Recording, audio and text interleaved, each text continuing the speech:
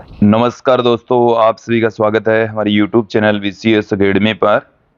और आज की इस वीडियो में हम नीट IIT से संबंधित टॉपिक लेकर आए हैं। इस वीडियो में हम चुंबकत्व एवं द्रव्य से संबंधित एक महत्वपूर्ण टॉपिक सेतल्य वक्र यहाँ पर हम देखने वाले हैं, समझने वाले हैं। विद्यार्थियों, नीट के सिलेबस से तो इस टॉपिक को वैसे हटा दिया है, बट आपको फिर भी इसके बारे में बेसिक जानकारी होनी ही चाहिए। इसलिए हम यहाँ पर आज की इस वीडियो में सेतल्य वक्र को अच्छे से समझने का प्रयास करेंगे।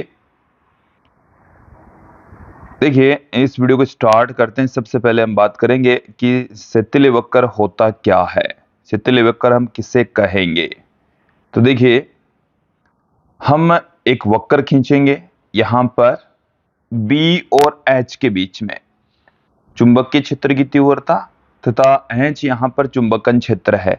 आप वक्र खींच सकते हैं BH दोनों के बीच में या BI के बीच में।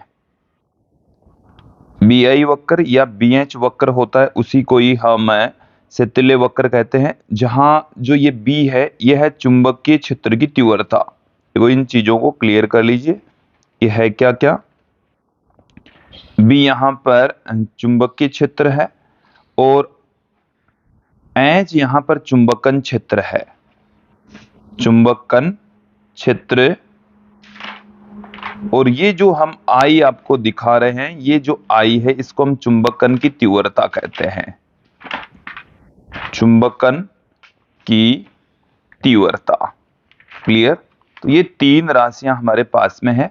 तो BH वक्र या BI वक्र को हम सेतल्य वक्र कहते हैं। क्लियर।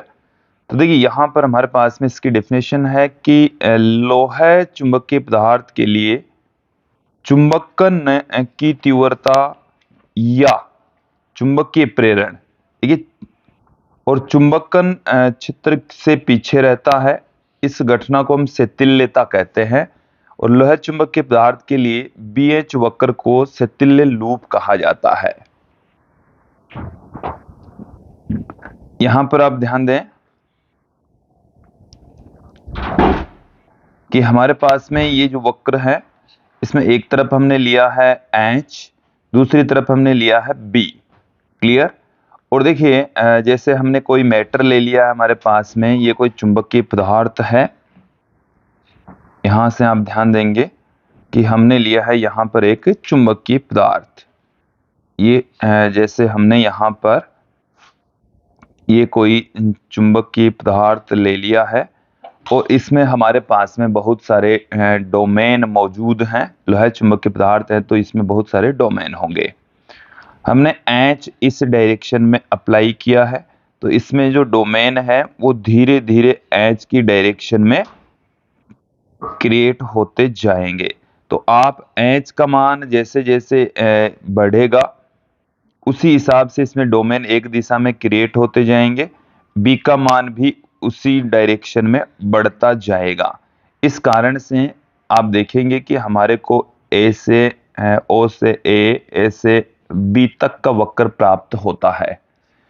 B वाली स्थिति के बाद में आप यहाँ पर ये जो B देख रहे हैं, इस स्थिति के बाद में यदि आप H का मान और अधिक बढ़ाते हैं, इस H की वैल्यू और अधिक यहाँ से इंक्रीज करते हैं, तो B का मान नहीं बढ़ता।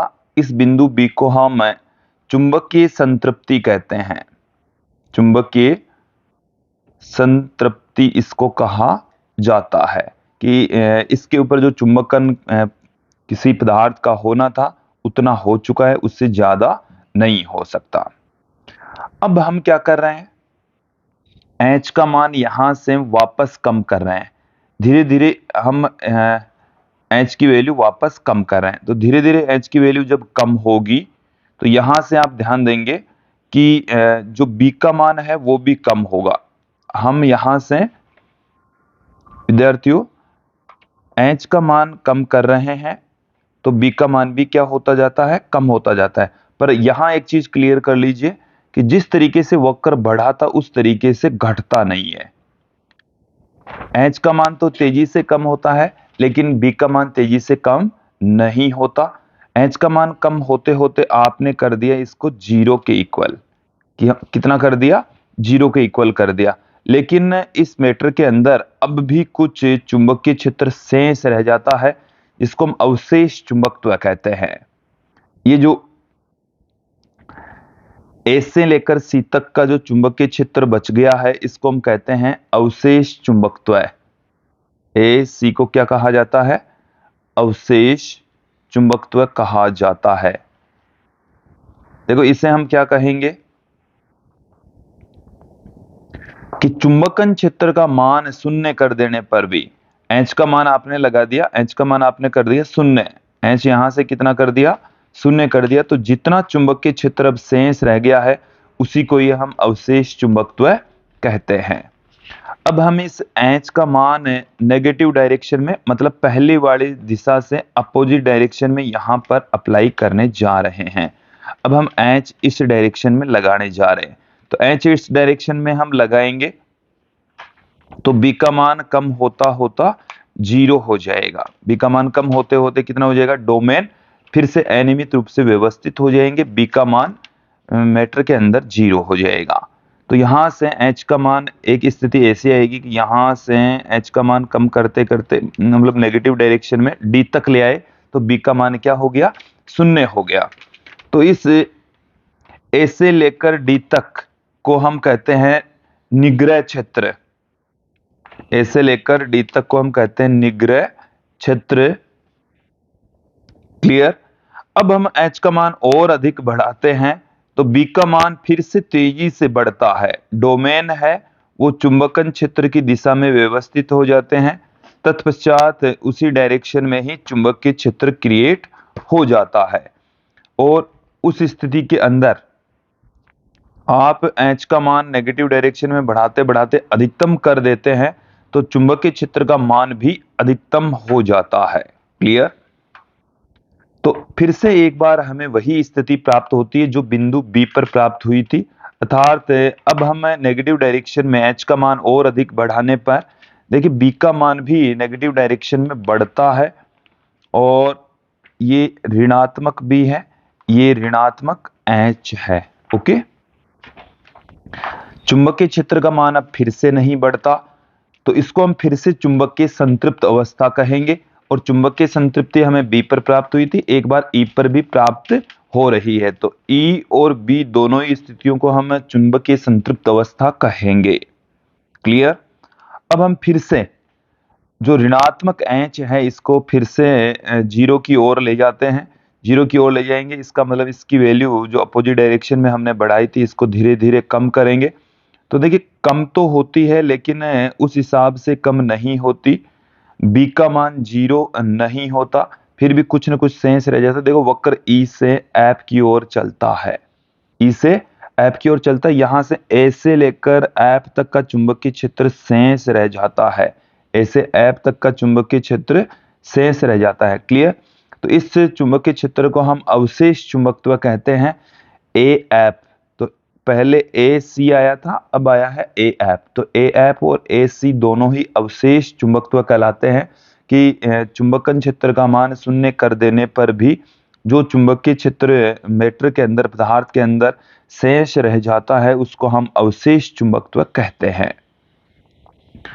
अब हम एच का मान कम करते करते हमने क्या कर दिया है विद्यार्थियों? जीरो कर दिया है, एच का मान हमने शून्य कर दिया है, लेकिन यहां पर एच का मान शून्य कर दिया लेकिन जो चुंबकीय क्षेत्र शेष रह गया उसी को हम क्या करें? अवशेष चुंबकत्व है।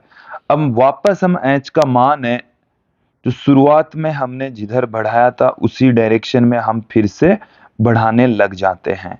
तो देखिए जो चुंबकन क्षेत्र है वो मान है धनात्मक दिशा में बढ़ रहा है, तो बी का मान धीरे धीरे कम होते होते शून्य हो जाएगा। बी का मान धीरे धीरे कम होते होते कितना हो गया? शून्य हो गया। तो यहाँ पर जो वक्र है वो एफ से चलेगा और जी तक जाएगा। जी पर इसका मान है एच का ऐसा मान होगा जहां पर चुंबकीय क्षेत्र फिर से शून्य हो जाएगा, इसको हम कहते हैं निग्रह क्षेत्र। इसे विद्यार्थियों क्या कहा जाता है? निग्रह क्षेत्र कहा जाता है। तो ए से लेकर जो जी तक का जो मान है, क्षेत्र है, इसको हम निग्रह क्षेत्र कहेंगे। और पदार्थों के अंदर चुंबकीय क्षेत्र को शून्य करने के लिए लगाया गया जो चुंबकन क्षेत्र है, इसको हम निग्रह क्षेत्र कहते हैं और इस गुण को निग्राहिता कहा जाता है। इस गुण को निग्राहिता कहा जाता है। अब हम H का मान और अधिक बढ़ाते हैं तो चुंबकीय क्षेत्र जो शून्य हो गया था फिर से बढ़ने लगता है, G से B की ओर बढ़ता है, G से B की ओर बढ़ता है। क्लियर? तो यहां से जो वक्र है वो इस तरीके से आगे बढ़ेगा, G से B की ओर बढ़ेगा। तो ये चीज क्लियर हो जानी चाहिए, वक्र इस तरीके से प्राप्त होता है। अब यहां से आप ध्यान दें कि जो वक्र है वो और अधिक आप यदि बढ़ाते हैं, फिर से चुंबकन क्षेत्र का मान है कम करते हैं तो वापस से B से C की ओर लौटेगा। फिर H का मान ऋणात्मक दिशा में बढ़ाएंगे तो B का मान शून्य हो जाएगा, D पर लौटेगा। और अधिक बढ़ाने पर ये E पर, फिर ये जैसे ये हमने दिखाया है इसी पथ पर बार बार चुंबकन विचुंबकन होता जाएगा, लेकिन ये OAB वाली स्थिति में कभी भी नहीं लौटता है। क्लियर? तो वो शिथिल वक्र इस तरीके से प्राप्त होता है। एक चीज तो ये तो क्लियर हो गई। इसके साथ में हमें देखिए यहाँ पर एक चीज और समझनी है कि इसको हम शिथिल वक्र क्यों कहते हैं, इसका नाम शिथिल वक्र क्यों पड़ा। तो उसके पीछे भी आप रीजन समझ लेंगे कि यहां पर आप देखेंगे कि हमने यहां से H का मान कम करते करते बहुत कम कर दिया, लेकिन B जैसे H का मान तो कम करते करते यहां से इतना कम कर दिया, H का मान इतना कम हो गया है, लेकिन आप देखेंगे कि जो B का मान है वो बहुत कम कम हुआ है। तो H का मान तेजी से गिरता है, B उसके पीछे पीछे चलता है। देखो फिर H का मान कम होते होते हमने कर दिया 0। कितना कर दिया? 0। लेकिन B का मान अब भी इतना बच जाता है। ठीक है, तो B का मान इसके पीछे चलता है। H का मान हम ऋणात्मक करेंगे फिर जाकर ये B शून्य होगा, फिर हम H का मान और अधिक बढ़ाएंगे तब ये ऋणात्मक होगा। क्लियर? तो यहां पर जो चुंबकन क्षेत्र है वो आगे आगे चलता है और चुंबकीय क्षेत्र की तीव्रता उसके पीछे पीछे चलती है। इस कारण से इस वक्र को शिथिल वक्र कहा जाता है, शिथिल लूप कहा जाता है। आगे देखें कि चुंबकन क्षेत्र के शून्य हो जाने पर लोह चुंबकीय पदार्थ में जो चुंबकन शेष रह जाता है उसे लोह चुंबकीय पदार्थ का अवशेष चुंबकत्व कहते हैं। और हमने जो वक्र दिखाया है आपको उसमें अवशेष चुंबकत्व देखिए कौन कौन से जो भाग हैं उससे दिखाया है। देखो इधर भी हमने लिख रखा है कि शिथिल लूप में ये AC और AF से प्रदर्शित है, AC और AF से। AC वाला भाग हो गया A से लेकर C तक ये, और A से लेकर F तक ये। तो ये दोनों भाग हैं वो अवशेष चुंबकत्व को रिप्रेजेंट करते हैं। एक और महत्वपूर्ण चीज ध्यान देंगे कि पदार्थ के इस चुंबकत्व के शेष रह जाने के गुण को हम धारणशीलता कहते हैं। इस गुण को ही हम क्या कहते हैं? धारणशीलता कहेंगे। ये क्लियर हो जाना चाहिए कि धारणशीलता क्या चीज है, अवशेष चुंबकत्व क्या चीज है। अवशेष चुंबकत्व के शेष रह जाने मतलब चुंबकत्व के शेष रह जाने के गुण को हम क्या कहते हैं? धारणशीलता कहते हैं। ओके, फिर हम आगे बढ़ते हैं। देखिए क्या है, अब हमें B को शून्य करने के लिए पदार्थ पर विपरीत दिशा में आरोपित चुंबकन क्षेत्र को हम निग्राहिता कहते हैं। देखो क्षेत्र को तो हम कहेंगे निग्रह क्षेत्र और पदार्थ के इस गुण को निग्राहिता कहेंगे। तो निग्रह क्षेत्र को हमने इस वक्र में AD व AG से दिखाया है। चलिए एक बार फिर से वहीं लौटते हैं, AG और AD। AD यह है निग्रह क्षेत्र और AG ये भी निग्रह क्षेत्र है। और इस गुण को देखो, इसका मतलब क्या है कि चुंबकन क्षेत्र का वह मान जिसके ऊपर B का मान 0 हो जाए, या चुंबकीय क्षेत्र की तीव्रता को शून्य करने के लिए लगाया गया चुंबकन क्षेत्र ही निग्रह क्षेत्र कहलाता है। और पदार्थों के इस गुण को हम निग्राहिता कहते हैं। इस गुण को क्या कहा जाता है विद्यार्थियों? निग्रहिता कहा जाता है। तो ये चीजें क्लियर हो जानी चाहिए, समझ में आ जानी चाहिए। एक चीज और समझ लेंगे कि किसी लोहा चुंबकीय पदार्थ के चुंबकन एवं विचुंबकन के एक चक्कर में पदार्थ के एकांक आयतन में होने वाली ऊर्जा हानि से तिल्य ऊर्जा हानि कहलाती है। तो देखिए यहाँ पर चुंबकन होगा, विचुंबकन होगा कि आपके पास में जो भी मैटर है, जैसे इस तरीके से आपके पास में कोई लोहा चुंबकीय पदार्थ है, ओके, और इसके अंदर बहुत सारे डोमेन मौजूद हैं। तो डोमेन संरेखित होंगे, वापस चुंबकित होंगे, विचुंबकित होंगे। तो डोमेन दोनों ही स्थितियों में हो सकते हैं। चलिए इसको एक बार हम मिटाना पड़ेगा। देखिए ये हमारे पास में एक लोहा चुंबकीय पदार्थ है, लोहा चुंबकीय पदार्थ है, और इसमें हमने ये जो गोले दिखाए हैं ये इसमें मौजूद डोमेन को रिप्रेजेंट करते हैं। ये हमने पिछली वीडियो के अंदर देख लिया था। अब देखिए जब हम इसके ऊपर एच आरोपित करते हैं इस डायरेक्शन में, तो इसके अंदर बी उत्पन्न हो जाता है उसी डायरेक्शन में। तो उसको तो हम कहते हैं चुंबकन, इसे हम क्या कहेंगे? चुंबकन कहेंगे। तो एच की डायरेक्शन में इसमें ये चुंबकन हो गया है। फिर हमें एच का मान कम करके 0 कर देंगे, फिर बी का मान 0 कर देंगे, तो उसको हम कहेंगे विचुंबकन। क्लियर? तो ये तो हो गया चुंबकन, ये क्या हो गया है? चुंबकन। फिर हम इसका मान दूसरी डायरेक्शन में अप्लाई करते हैं, जिसके कारण से ये जो चुंबकीय क्षेत्र है वो कम होता होता 0 हो जाता है। फिर हम एच का मान पहले से अपोजिट डायरेक्शन में लगाते हैं, और पहले से अपोजिट डायरेक्शन में लगाते हैं तो चुंबकीय क्षेत्र अपोजिट डायरेक्शन में होता है। तो चुंबकीय क्षेत्र 0 हो गया, अपोजिट डायरेक्शन में हो गया। तो यहां पर लगातार चुंबकन विचुंबकन होता है। क्लियर? तो एक पूरे चक्कर के दौरान यहां पर ऊर्जा खर्च होगी, चुंबकित होने में भी और विचुंबकित होने में भी। तो यहां पर इन चीजों को क्लियर कर लें। तो चुंबकन और विचुंबकन में जो ऊर्जा का ह्रास होता है, ऊर्जा में जो कमी आती है, उसको हम शिथिल्य ऊर्जा हानि कहेंगे। उसे क्या कहा जाता है? शिथिल्य ऊर्जा हानि, शिथिल्य ऊर्जा हानि उसको हम कहेंगे। ओके, अब देखिए ये जो शिथिल्य ऊर्जा हानि है ये लूप के क्षेत्रफल के बराबर होती है। लूप का क्षेत्रफल जितना ज्यादा, उसमें शिथिल्य ऊर्जा हानि भी ज्यादा होगी।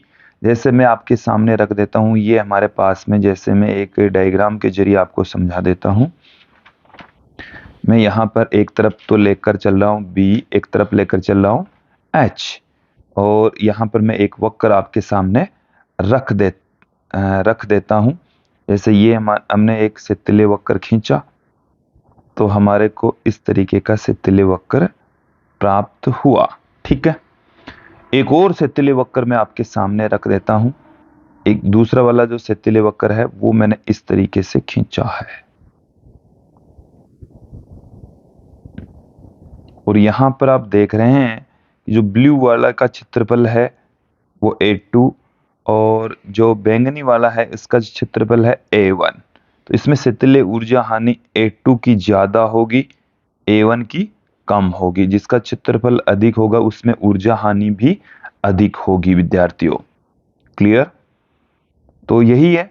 फिर देखिए और किन राशियों पर डिपेंड करती है, तो इस शिथिल्य ऊर्जा हानि का जो मान है वो V, A एंड T इनके ऊपर डिपेंड करता है। ये V यहां पर लोह चुंबकीय पदार्थ का आयतन है, लोह चुंबकीय पदार्थ का आयतन, लोह चुंबकीय पदार्थ का आयतन बता रहा है। क्लियर? A यहां पर लूप का क्षेत्रफल है, लूप का क्षेत्रफल, लूप का क्षेत्रफल है। N यहां पर चक्रों की संख्या, लूप पूरा कितने चक्कर लगा रहा है, तो एक तरीके से ये इसकी आवर्ती है, और कितने समय के लिए लगा रहा है वो यहाँ पर t समय है। तो देखिए पहले तो आपको ये समझनी है कि ये लूप के क्षेत्रफल के समानुपाती होती है। जितना ज्यादा ऊर्जा हानि होगी, इसका मतलब लूप का वहां पर क्षेत्रफल भी अधिक होगा। क्लियर? अब हम बात करते हैं यहां पर विद्युत चुंबक। विद्युत चुंबक होते क्या है? देखिए विद्युत चुंबक एक ऐसी कृत्रिम चुंबक होती है जिसका चुंबकीय क्षेत्र जब अपन को चाहिए तब हम उत्पन्न कर सकते हैं, और जब हम चाहें चुंबकीय क्षेत्र को हटा सकते हैं। तो ऐसी चुंबक को हम विद्युत चुंबक कहेंगे। और देखिए जो विद्युत चुंबक होती है वो अलग अलग कार्यों के लिए यूज में आती है। ऐसे हम बात करें विद्युत क्रेन है, विद्युत क्रेन के अंदर इसको हम यूज में ले लेते हैं।